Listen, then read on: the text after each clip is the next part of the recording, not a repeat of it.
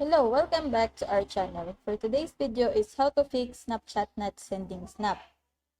So, a key attraction of Snapchat is its photo-centric approach for communicating with your friends. With snaps, you can easily keep your contacts updated with what you're up to, increase your snap score, and even maintain snap streaks with close ones. However, there are instances where Snapchat would not let you send snaps to your friends. If you are facing this problem, here are some ways to fix Snapchat when it's not sending snap.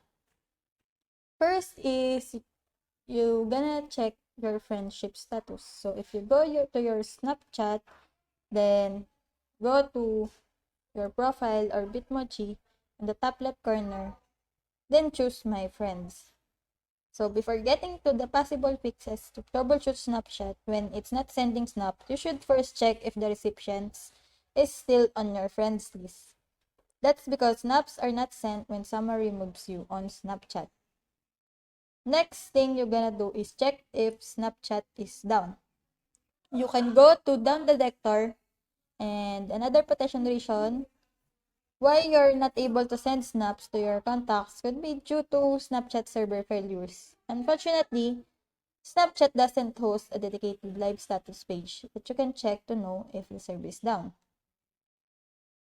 So you can check on down detector and check if the server is down.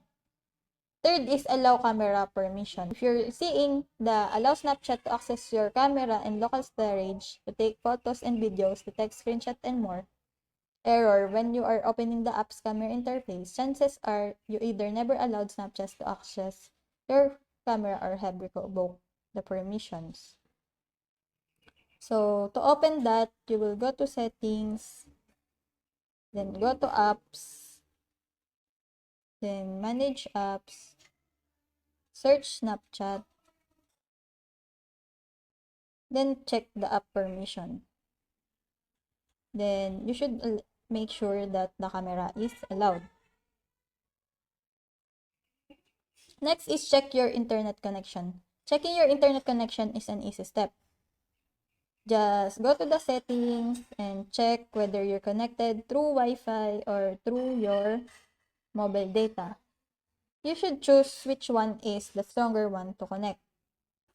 You can also first close Snapchat. Restarting Snapchat is a solution that's often overlooked when snaps are not getting sent.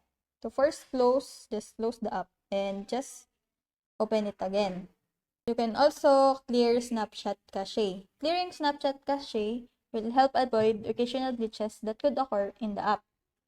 To clear Snapchat cache, you can go to settings, then go to apps, then go to manage apps, then search Snapchat,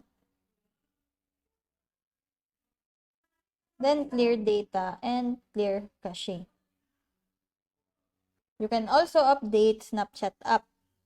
To do that, you will go to Play Store, then go to Snapchat. Then, if it says update, you need to update the app. When it says open, it means that your app is already updated.